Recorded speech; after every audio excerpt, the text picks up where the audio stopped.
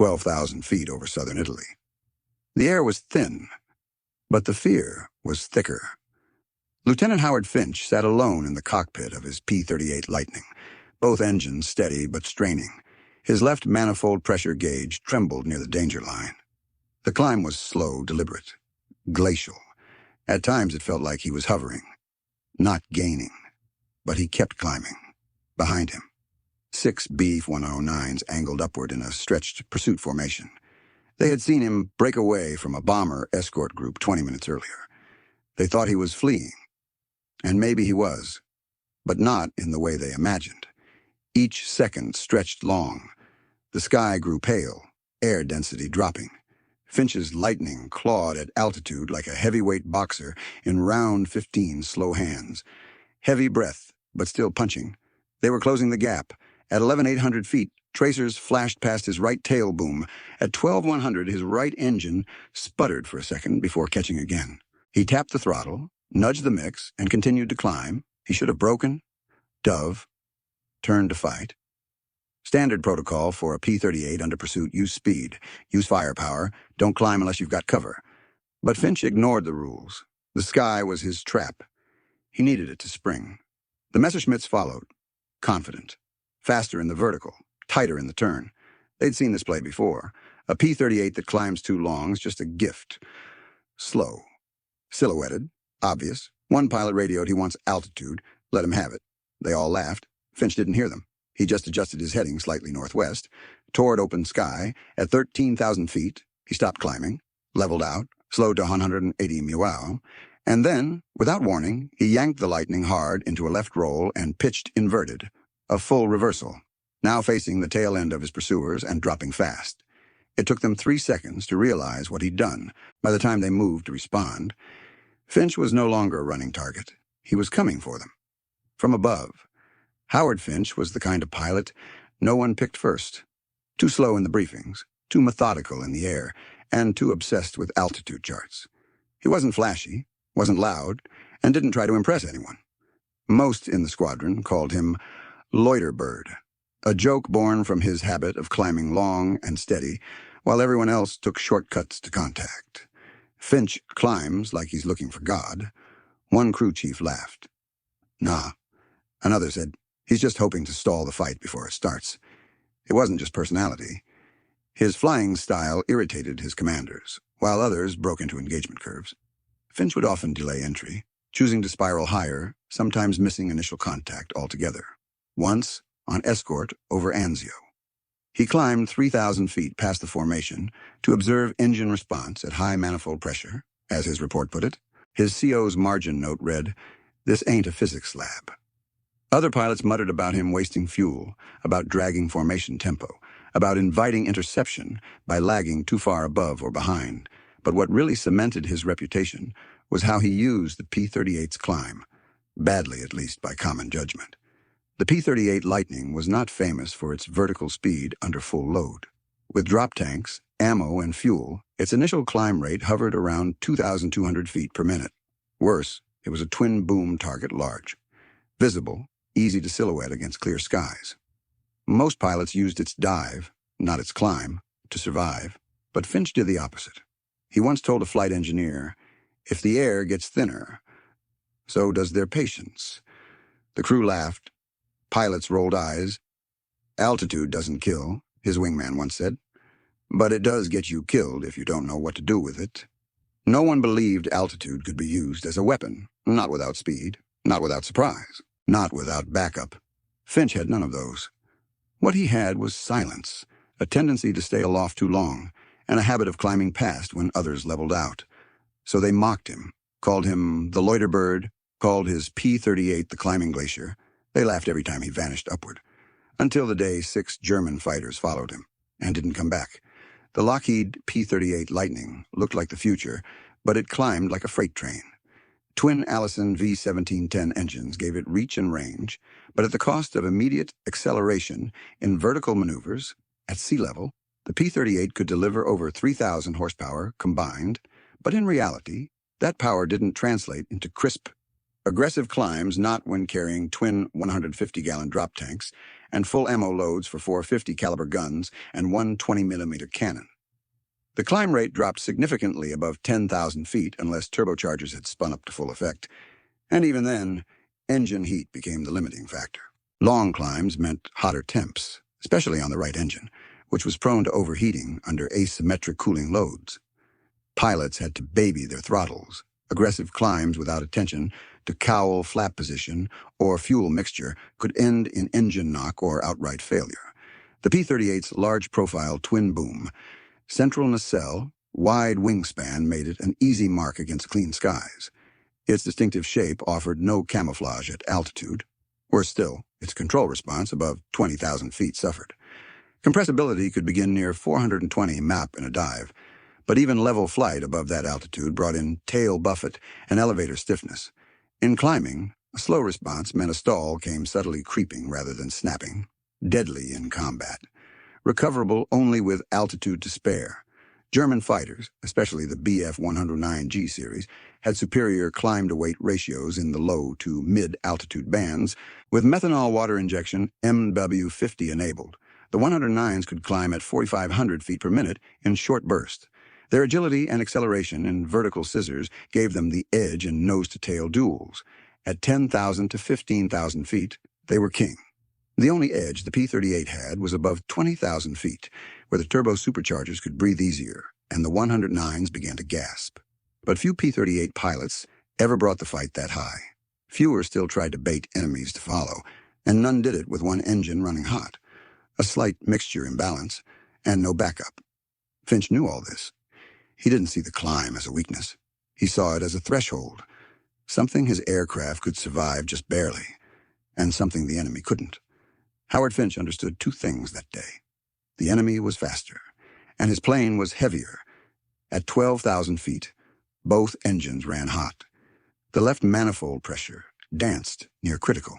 Fuel was still solid, thanks to the drop tanks, but that meant more dead weight in a vertical escape. Behind him, the 6 Bf-109s adjusted formation. 2 spread wide, 2 stayed tight on his 6, 2 began climbing off axis. Classic scissors bait, forcing him to choose a turn. If he dove now, he'd be faster, but only temporarily. The 109s could follow, then use their climb to close the gap again. He'd burn fuel, lose altitude, and still be a target just lower and slower. If he turned left or right, he'd bleed energy. The P-38 didn't have the roll rate or turning radius to escape 6 coordinated fighters. A turn was suicide. If he leveled out, they'd swarm him. If he slowed, they'd close in under 300 yards. Fire range, but if he kept climbing, he risked losing it all, climbed too long, and the engines could detonate under pressure. The turbochargers weren't meant for sustained vertical loads with low airflow. One glitch, one hiccup, and a twin-engine Lightning became dead weight with twice the drag. He had about 3,000 feet of decision altitude left before the risk of power loss became irreversible. And that's when Finch made the most irrational decision of all. He pushed forward not to descend, but to accelerate the climb, throttle back to 85%, trim nose slightly down, not to gain speed, but to prevent the stall creeping in at 13,000 feet. He kept the vertical motion, but masked it as laziness. The 109s read it as fatigue, a lightning out of gas, a pilot climbing out of habit. Not tactics. They all committed. 6 fighters, now strung in vertical pursuit, closing distance, but losing formation cohesion. They believed he was exhausted, cornered, making the classic P-38 mistake trying to outclimb an enemy that outturned him. Finch checked the altimeter. 13,700, then 14,000. The trap wasn't sprung yet, but the math was tightening. His options were collapsing. So were theirs. At 14,600 feet, the first tremor hit. The right engine stuttered a brief cough, followed by a backfire that echoed through the twin booms. Finch's hands jumped instinctively to the mixture control and prop lever. He leaned it out slightly, nudged the throttle back, then forward again. The engine caught, but the RPM needle dipped, then stabilized 150 ticks below optimal. It wouldn't last. Behind him, tracers zipped past his right elevator, close enough to slap air against the canopy. One of the 109s had gotten greedy, diving inside his line to force a shot, a lucky angle. A luckier miss. Finch banked slightly left just to slip to break the line of fire. Big mistake. The P-38 responded like a tired old horse. At that altitude, and with asymmetric power output, the shift caused the Lightning to yaw slightly, then sink. He lost 300 feet in a heartbeat. And that was all the invitation the Germans needed. One fighter surged forward, closing to 400 yards. Another broke left, trying to cut the circle. They smelled blood. One slip meant the American was faltering, not fighting back, just climbing, always climbing. The slip cost him energy. The sudden increase in drag knocked his speed to 175 mph. Not stall speed, but close enough to flirt with it. Finch gritted his teeth, straightened the wings, and trimmed nose down 1 degree. He didn't fight the descent. Let the nose dip just enough to regain speed. Then slowly he resumed the climb. But the altitude lost hurt. His right engine still underperformed. Not a full failure, but its boost lagged behind the left. The torque imbalance made any course correction sluggish. Then came the next hit. Not from a cannon, from the sky itself. A sharp buffeting rocked the cockpit as he passed through a narrow thermal layer. The wingtips fluttered, not dangerously, but enough to rattle his nerves. He gripped the yoke harder. "Not now," he whispered. "Hold it together." And the P-38 groaned. So did his body. He was losing blood he hadn't noticed. A gash on his scalp from earlier turbulence now leaked down his temple. Sweat made it worse. His right eye stung. At 1,100 feet, he forced the Lightning back into the vertical. It didn't want to climb anymore. Neither did he. But this wasn't about want. It was about the moment just before failure. Because that's where traps spring. The oxygen felt thin now because it was... Finch's mask hissed weakly with each breath. But the flow rate lagged. His ears popped. His hands were cold. Every instinct begged him to stop climbing. He was already at the edge of what the P-38 was built for. One engine lagging, one wing fluttering, visibility dropping from sweat and blood. His fuel flow gauges blinked in warning. The Lightning wasn't made for extended solo climbs under pursuit, not like this. But this wasn't a climb anymore. This was a lure. It was a memory that sparked the plan. Weeks earlier, in a maintenance tent, he had overheard a conversation between two mechanics about high-altitude tests. One had said, half joking, "You ever get a 109 to follow you above 20,000, he's not chasing. He's volunteering to stall." The words stuck. Finch didn't laugh then. He just filed it away. And now, with his P-38 struggling and 6 Messerschmitts still in tow, he realized something strange they were still climbing. All 6. They believed the kill was close, that the Lightning was nearly out of airspeed, ideas, and sky. They expected a stall, a final roll, a helpless spiral into blue. But what they didn't expect, what no one would expect, was what Finch was about to do. He stopped climbing. Not because he couldn't. Because he was exactly where he wanted to be, at 17,000 feet. Finch leveled off for 1 second, just long enough to stabilize airflow across both her wings, just long enough to feel the Lightning trim into silence. Then he kicked left rudder, rolled inverted, and pitched down into a steep dive dead vertical. Not a retreat, a reversal. He was now above them. For the first time in the engagement, the P-38 wasn't prey, it was positioned as a predator in 3-dimensional space. And the Germans, they were mid-climb, stretched thin, spacing wide, and completely unprepared for the sudden switch. Finch had committed to something no manual taught. He wasn't escaping. He was collapsing the geometry of pursuit. 6 fighters had taken the bait. Now they were going to find out what lives in the part of the sky they never trained for. When Finch inverted, the sky flipped hard, and so did the fight. The P-38 didn't roll gently. It snapped over like a steel crossbow, recoiling, nose dropping instantly into a dive steeper than 70 degrees. Both turbo-superchargers howled. Gravity kicked in harder than any engine could. Airspeed leapt from 180 to 260 mph in 6 seconds. The Lightning wasn't fighting anymore. It was falling with direction. He made no radio calls. He didn't have to. Every muscle focused on the feel of the stick, the vibration through the seat, the exact tension in the control column that told him the aircraft was still listening. One wrong trim, he'd rip his wings off. 1 second too slow, he'd overshoot and give the Germans time to regroup. He didn't need time. He needed chaos. The 6 Messerschmitts, mid-climb, were caught in their weakest posture, All had committed to the vertical pursuit, spaced across a rising column between 16,000 and 17,000 feet. They expected gravity to pin the P-38 higher, to bleed his speed, to force a stall. Instead, Finch came down like an avalanche. The first Bf-109 never saw him. It was at 16,800 feet when Finch's cannon ripped across its canopy. Two 50-caliber streams converged with a burst from the 20mm nose gun. The canopy shattered. The aircraft spun right. No chute deployed. The second tried to roll left, but was too close to stall. Its nose dipped erratically fin flutter, and it broke formation entirely, diving uncontrolled. Finch didn't stay behind either of them. He didn't chase. He passed through, like a blade. At 15,500 feet, he trimmed nose level for half a second, stabilized just long enough to check his 6. What he saw was disbelief. The 4 remaining Bf-109s were spread, scattered. One was trying to climb again. Another broke right over, compensating, wobbling with heavy ailerons. None of them had cohesion. They were looking for a target above, but he was now below them and rising. He pulled into a climbing bank left, curving behind the slowest one. Airspeed held steady at 290 mph. No power surge, just precision. He lined up the third kill, fired short bursts, missed once, adjusted. Second burst hit right fuselage, smoke, dive. He didn't confirm the kill. He didn't have time. The altitude trap was collapsing. He dove again, this time shallow, passing under the lowest Messerschmitt and vanishing into haze. Now they were chasing a ghost.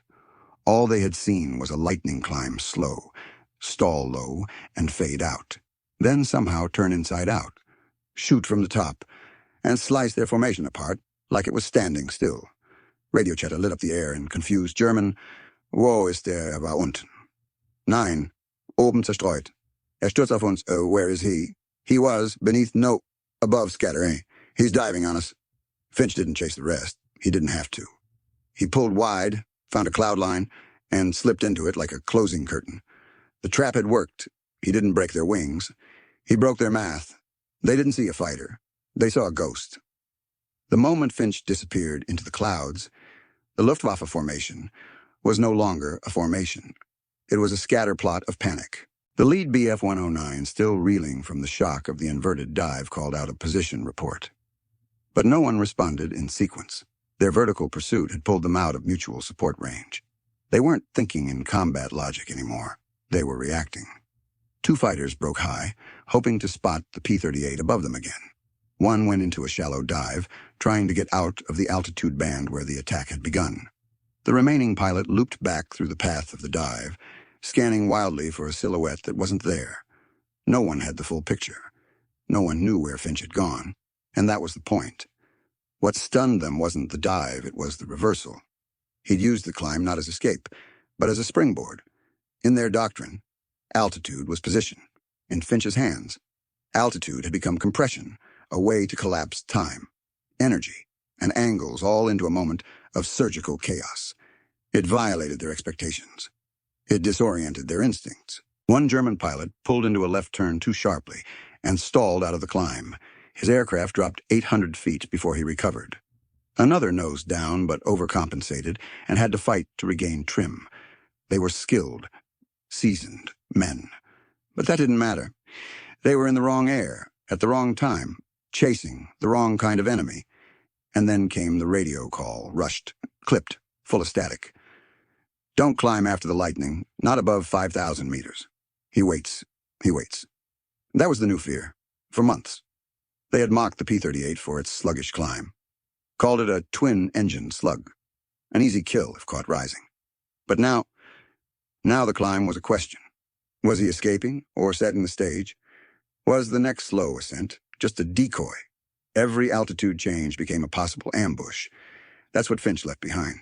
Not wreckage, not wrecks, but doubt. The kind of doubt that travels further than any bullet.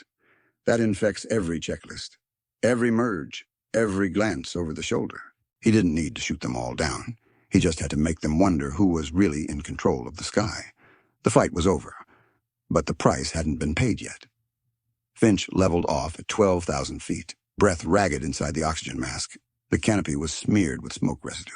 His right glove was sticky with blood from the scalp cut that had reopened during the dive. The aircraft vibrated irregularly now. not with the smooth hum of controlled flight, but with the tired, uneven rhythm of a machine that had been pushed too far. He looked at the right engine gauge, RPM low, oil temperature high. The power imbalance was worse than before. He feathered the prop slightly, easing the strain, but the engine sounded like it was whispering threats. If it failed completely, he'd be running on one. The left engine was running hotter than he liked, but stable. Cowl flaps wide open, mixture leaned for cruise. He had just enough control to fly, not fight. A scan of the fuel gauges confirmed his next problem. One drop tank was dry. The other held maybe 10 gallons. Internal reserves were low. That dive and the climb before it had eaten his margins. No more dogfighting. No more baiting. This wasn't a plane anymore. It was a guided glide. He tried the rudder left, had some tension. Right, almost none. His foot pressed the pedal all the way down with barely any resistance. He'd lost right rudder control entirely. Damage to the linkage or the hinge either way. He was flying crooked. He trimmed left, balanced what little he could, and checked the control column. The elevator still answered, but only sluggishly. Stick pressure was heavy. The lightning had taken hits he hadn't seen most likely, on the tailplane or aft fuselage. He didn't want to know how close he'd come to losing the whole control system. The radio was silent. He clicked to channel B, still nothing. The antenna mast had been clipped during the engagement. He was deaf and mute. Finch plotted a course west, toward the closest friendly strip he knew of a forward airfield near Foggia. But he had no nav guidance, no radar, just a compass, a damaged map, and a memory of landmarks. Every 5 minutes he adjusted mixture, leaned throttle, and trimmed constantly to keep the aircraft from yawing into a spiral. Every minute the vibrations worsened. 10 miles from the coast, the right engine finally gave up. The propeller windmilled in silence. RPM dropped to 0. Oil pressure flatlined. The lightning lurched. Finch held the stick tight, feathered the dead engine fully, and prayed the remaining power plant would stay lit just a little longer. Now he was flying on one engine, with asymmetric thrust. No rudder, limited elevator control, one gun still jammed, low fuel, and no comms. And he was still 30 miles from the strip. The horizon shimmered ahead, coastal haze blurring the outline of the land. The sun was dropping low. He had escaped the German fighters, but now he had to escape the sky itself. He didn't land so much as survive the descent. Finch nursed the crippled lightning across the last stretch of sea, eyes fixed on the dull, tan strip of earth that marked the edge of Foggia's emergency field. There was no tower call, no visual signal, no flare, no time. He lined up with the main runway based on wind and luck. At 800 feet, the left engine sputtered. He didn't touch the gear switch. The hydraulics were already compromised. One gear had jammed in flight. He'd seen it vibrating under the left boom during the glide. If he tried to lower them both, the asymmetry would flip him. Flaps were dead too. Manual system wasn't responding. He took a breath, feathered the left prop just enough to delay the stall, and came in hot, nearly 140 MeV, too fast for a clean belly landing, but too slow to climb again. The lightning hit hard. The left wing struck first. Then the right nacelle bottomed out, shearing a panel loose and spraying sparks. The nose slammed down with a gut-wrenching crunch. Dust exploded around the fuselage as the plane scraped its way into the earth. Then stillness. Inside the wreck, Finch blinked once. His shoulder hurt. His neck was stiff. But he was alive. He reached for the canopy lever. It jammed. He kicked it with his knee. Once, twice. It popped open. Barely. He climbed out onto the wing, slipping on oil, and half fell into the dirt. A jeep tore across the field toward him. Mechanics and MPs leapt out before it stopped. "Holy hell," someone muttered. One of the crew yelled, "Medic." But Finch waved them off. He pulled his mask off, tossed it into the dust, and limped toward the nose of the plane. Dead Betty's cousin, this one, had no name, no markings, just soot and bullet scars. "Who the hell were you fighting?" a corporal asked, staring at the twisted tail section. "6 Messerschmitts," Finch said, breath sharp, altitude bait. Altitude what he didn't answer. An officer ran up, mouth open, looking at the plane. You climbed into them," he asked. Confused. "With no support, I brought them up," Finch replied, then brought them down. They stood silent as the last bits of steam hissed from the cowling. The plane was done. The mission was over. But something had shifted. Later that night, during the debrief, an intelligence officer read a fragment of intercepted radio chatter. One German pilot had screamed in static, "He's not climbing, he's waiting." That single line ended up chalked on a board in the officer's tent. And under it, someone scribbled a note in pencil. "Don't follow a slow climber unless you know what's waiting at the top." They didn't put it in the manual. Not officially. Not yet. But within 2 weeks, half the squadrons in the southern Italian theater were talking about it. The incident near Foggia wasn't logged as a dogfight. It was filed under evasive combat maneuver under altitude duress. That's how the paperwork read. What the pilots called it was different. They called it the altitude snap, a bait and break, a trap disguised as a climb, something no one had practiced. But now everyone studied. Finch didn't push it. He wasn't the type to brag. When questioned by command, he just explained what he'd seen. The Bf-109s couldn't maintain climb at high altitude with full tanks and combat load. Their formation broke apart because they trusted their instincts. But instinct didn't work above 17,000 feet. Physics did. And once they broke vertical cohesion, once they staggered their entry angles, they became predictable. He didn't outfly them. He let their training undo them. Engineers at the depot pulled flight data from what was left of his Lightning.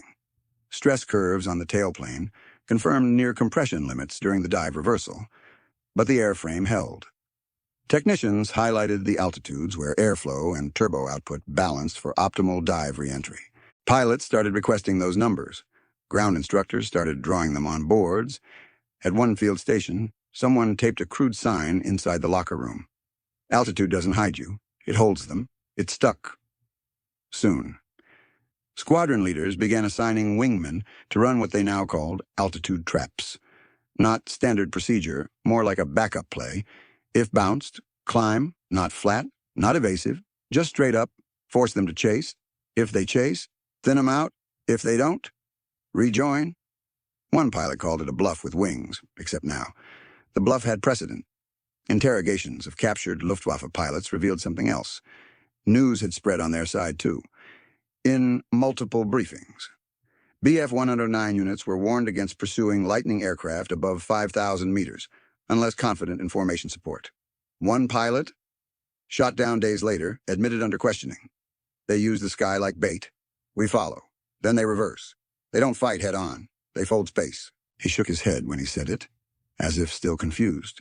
By late spring, Allied mission briefings in the region began referencing the tactic as vertical inversion maneuver.